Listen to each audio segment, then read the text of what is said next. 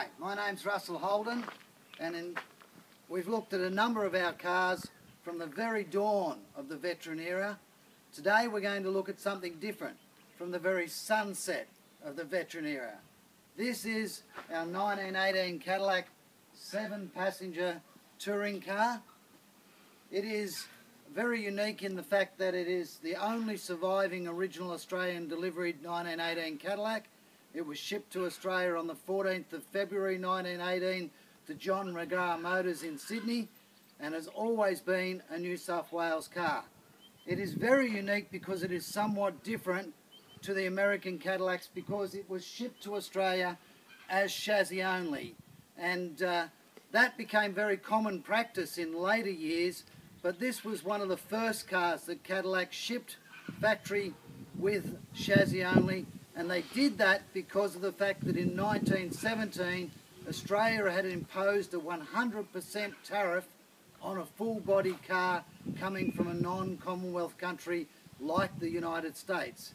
So this car is extremely unique in the fact that once it came into McGrath Motors, they sent it to one of the many bodybuilders in Sydney, E.E. Agate of Summer Hill, and they put this unique Cadillac body, which is very close to a dual cow style body that would be seen very much so into the late 20s and famous in the 30s on V16 Cadillacs.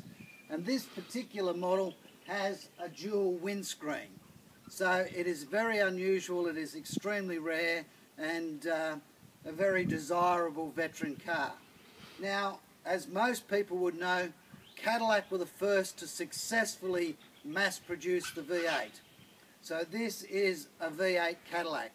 It sits on a 125-inch wheelbase. It sits on 25-inch wheels, and I might add, when I purchased the car, the wheels were actually, they were Cadillac wheels, but they were 23-inch because during the war years 25-inch tyres were nearly impossible to find, so they changed the wheels out. I was very lucky to find a correct set of wheels from a friend of mine in Chicago, who shipped those out to me, and they now sit as the correct wheels on this car. It is 6-wheel equipped, and when we get to the back of the car you'll see that there is a very special tyre carrier that holds 2 spare rims for this car. So if we come in and have a look, you'll see that immediately there's a couple of accessories that are fairly unique to the vehicle. The small wind wings are period correct, aftermarket. So is the meadometer. The spotlight on the cowl is very nice. These very decorative wind wings, and of course you come back to this very unique second windscreen, commonly called an Astor screen, but that was because the most prolific maker of windscreens was the Astor company. So if you were a passenger in the back of this car in 1918 and you wanted to talk to the driver, very typically a chauffeur, you would ask the chauffeur to undo this partition, and he would slide that forward. You would give the driver the instructions they needed, and then they would slide the partition back again, giving you full protection in the back. To exit the vehicle, quite often the chauffeur would get out and do this for you.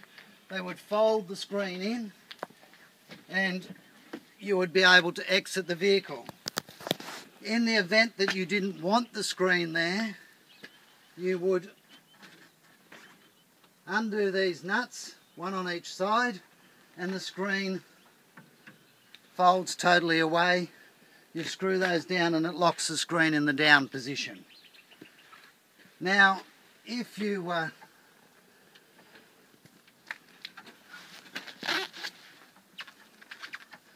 wanted to carry more than 5 people, as in 2 in the front and 3 in the back, this is, as I mentioned earlier, a 7-passenger touring car. So it has jump seats which would allow somebody to sit in the front. Quite often you'll see photos of parades at the end of the veteran era, and you'll see people with cars with 7 people in it, and they would typically be sitting on these jump seats. So you can see how well Noel has done the interior upholstery. You will note that there is carpet in the back, but in the front is the correct grey battleship linoleum on the floors with the aluminium trim, and likewise on the running board it's got the battleship linoleum with the nickel plated trim, and of course the beautiful Cadillac step plates to wipe your feet on as you get into the car.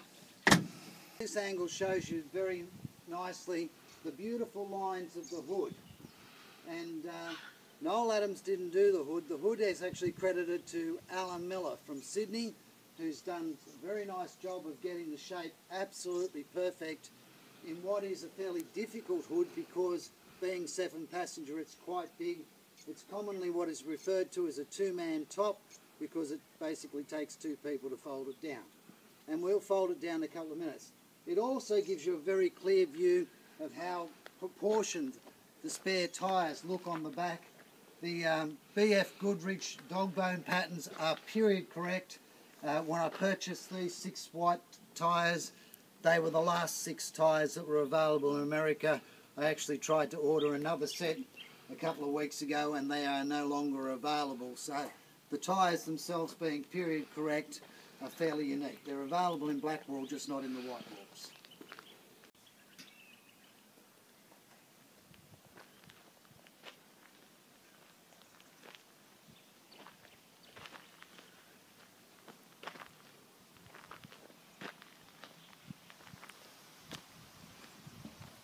Right, so the next thing we'll do is get it started, show you a look of what the motor looks like and when it's running, and then we'll take it for a drive.